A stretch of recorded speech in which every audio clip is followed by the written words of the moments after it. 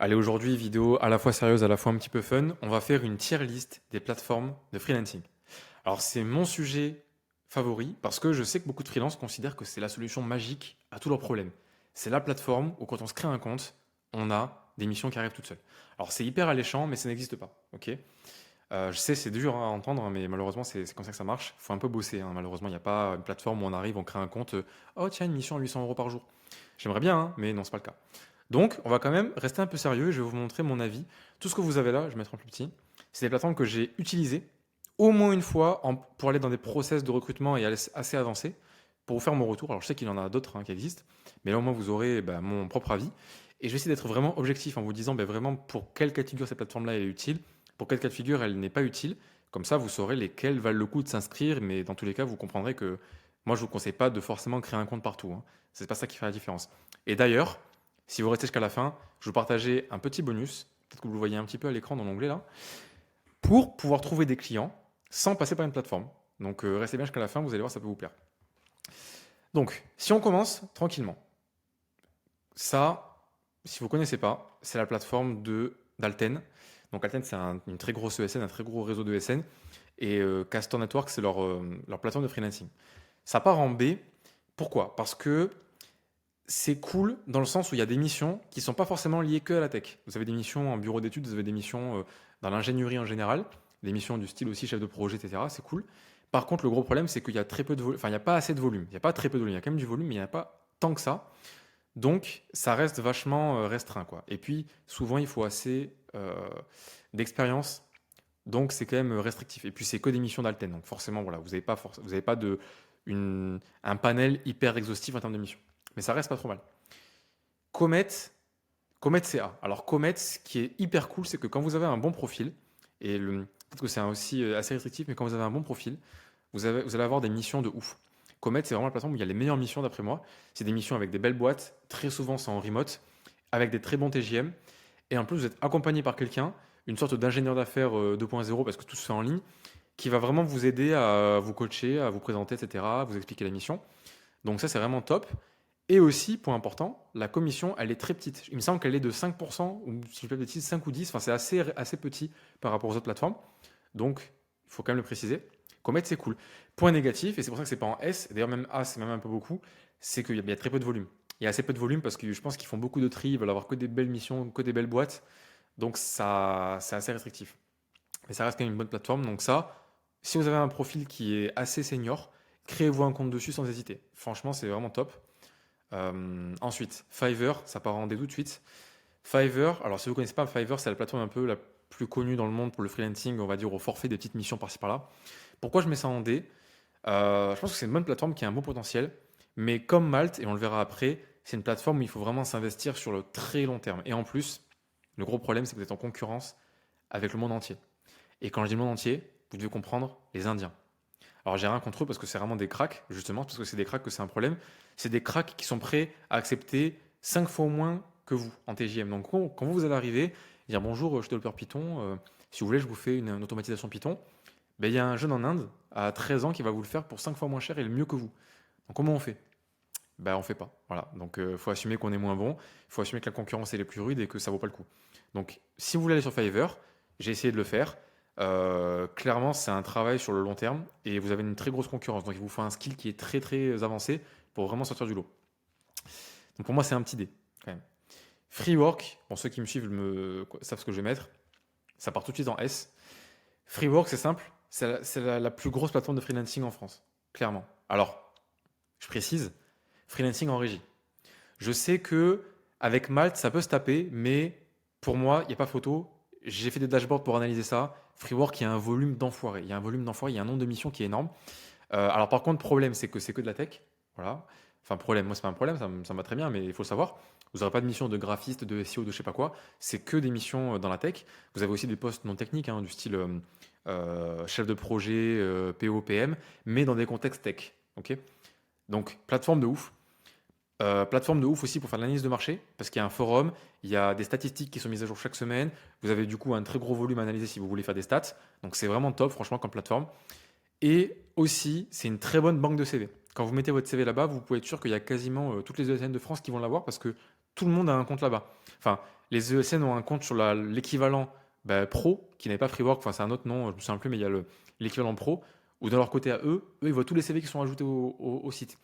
Donc, si vous avez un bon CV, enfin même dans tous les cas, créez-vous un compte sur Freework, c'est la priorité, c'est la plateforme où il faut être. Il faut vraiment être sur Freework. Freelancer Gateway, ça part en B. C'est pareil que Cash Network, hein, c'est l'équivalent de Cash Network, mais pour Capgemini. Donc Capg, je pense qu'ils sont un peu plus gros, donc on va mettre quand même devant. Capg, c'est pareil, hein, même problème, vous êtes lié à une seule ESN, donc ça restreint un peu les missions. Par contre, ça fait que vous avez des missions qui sont assez larges. Vous avez des missions en bureau d'études, vous avez des missions en BTP, vous avez des missions dans plein de domaines de l'ingénierie, pas que dans la tech. Et c'est cool, quoi. Enfin, il y a des bonnes missions, c'est sympa. Et vous êtes aussi bien accompagné. Ça, j'ai pas précisé, mais Castor un peu moins. J'ai moins d'expérience par rapport à ça, mais par contre, Capgemini, ils ont des bons ingénieurs d'affaires pour vous encadrer, pour vous trouver des missions, donc c'est vraiment top. Quoi qu'il arrive, quand vous vous créez un compte, vous êtes toujours appelé, il me semble, hein, si c'est toujours le cas. Donc ça, c'est bien, vous pouvez parler à un humain, vous pouvez discuter un peu du marché, c'est cool, ça pourra avoir un peu d'informations. Donc c'est pour ça que je mettrai avant Castor.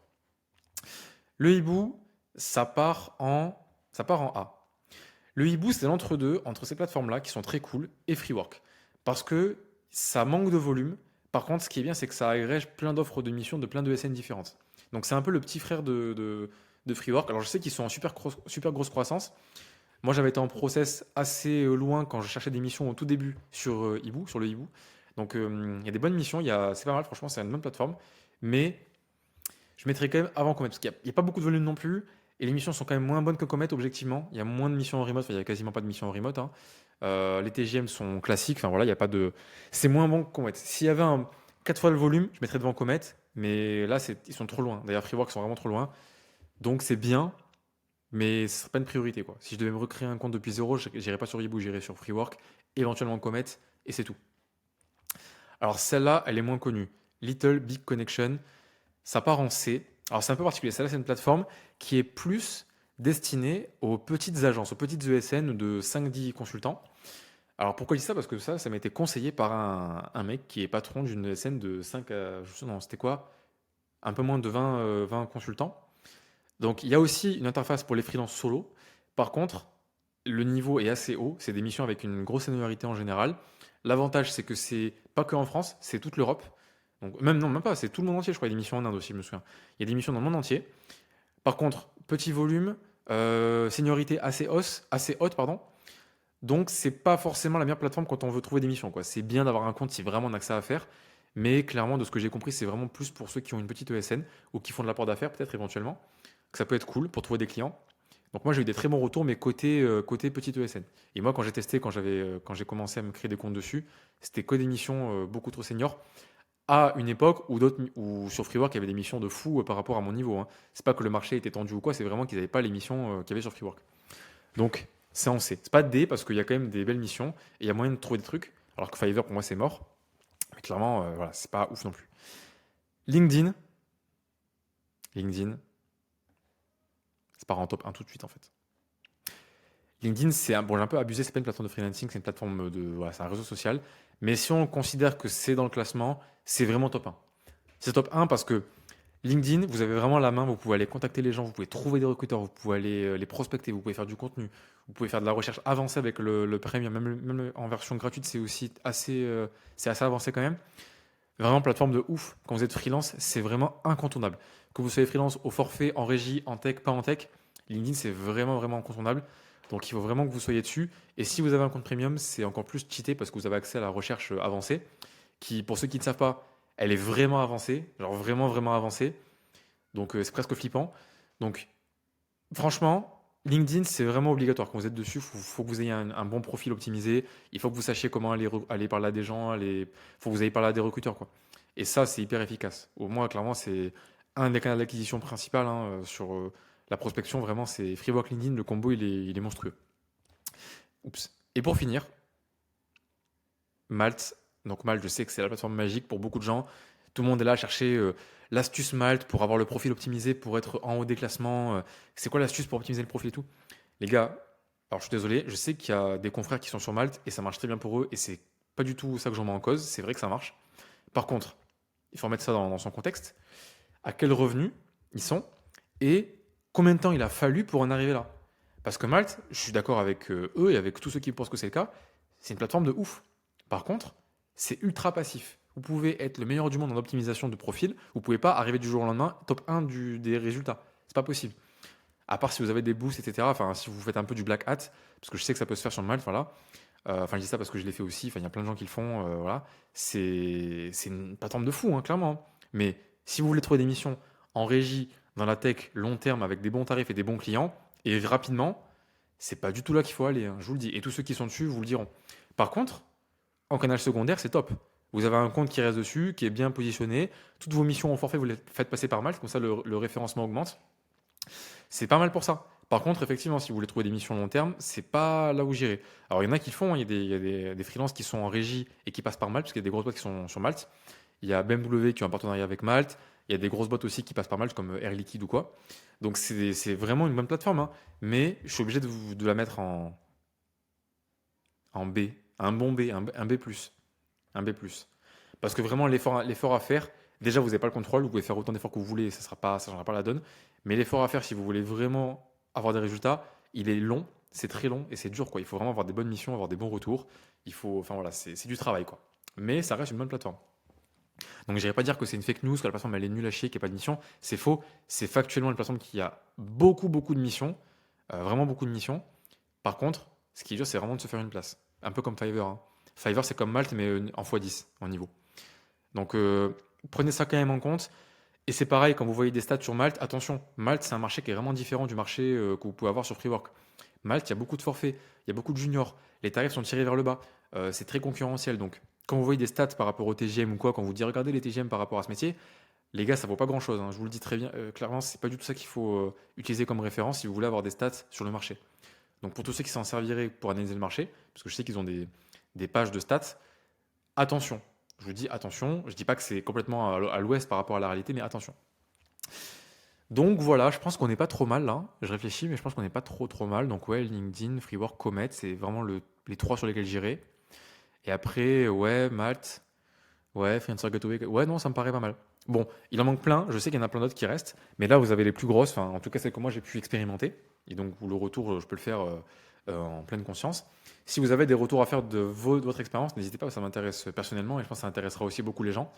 Donc partagez vos retours. Dites-moi si j'ai fait de la merde, si j'ai mis une plateforme en D alors qu'elle valait S, parce que j'ai raté un truc ou quoi, ce qui n'est pas impossible. Mais voilà, c'est mon classement. Ça n'engage que moi, je vous le dis. Et pour finir, comme j'ai dit au début, petit bonus. Vous allez avoir en description ou en lien en épinglé, en commentaire, je sais pas quoi, je sais pas comment je vais le faire, mais je vais le mettre quelque part en évidence. Vous allez avoir un lien pour récupérer cette liste. Cette liste, c'est une liste de ESN que j'ai scrappé et que du coup vous avez que des ESN qui bossent avec des freelances. Donc j'ai justement essayé de faire un truc pour que ce soit pertinent. C'est uniquement des ESN qui bossent avec des freelances. Donc l'idée c'est quoi? C'est que vous prenez cette base de données là que je vous partage gratuitement et vous allez du coup voir ces ESN là et vous les contacter tout simplement. Vous envoyez un petit message sur LinkedIn, un petit mail pour trouver vos missions. Voilà, c'est très simple, il n'y a rien de plus que ça. Voilà, c'est pas plus compliqué que ça. Donc vous avez voilà, un Airtable pour ceux qui connaissent, c'est une base de données en ligne où vous allez avoir accès, vous allez recevoir un lien par mail qui vous expliquera, enfin, vous aurez accès à la base en lecture, et vous aurez toutes les ESN que vous voyez ici. Et à l'avenir, si j'en rajoute, eh bien, vous aurez aussi la version mise à jour. Donc voilà, c'est le petit cadeau. Vous pourrez récupérer ça en commentaire. N'hésitez pas à me faire vos retours par rapport à ça, si vous voulez que j'en rajoute d'autres, si vous trouvez que c'est un truc de fou, si vous voulez plus de ressources comme ça. Parce que j'ai plein de trucs comme ça que je scrape souvent pour moi. Et je pense que ça peut intéresser beaucoup de gens qui sont en quête de mission. Donc voilà, c'était le petit cadeau. Vous avez ça en commentaire. Vous mettez votre prénom, votre mail pour recevoir ça par mail. Et comme ça, vous recevrez le lien vers le Airtable en invitation, tout simplement. Voilà. Donc je vous dis à bientôt pour une prochaine vidéo. Et sur ce, je vous dis ciao.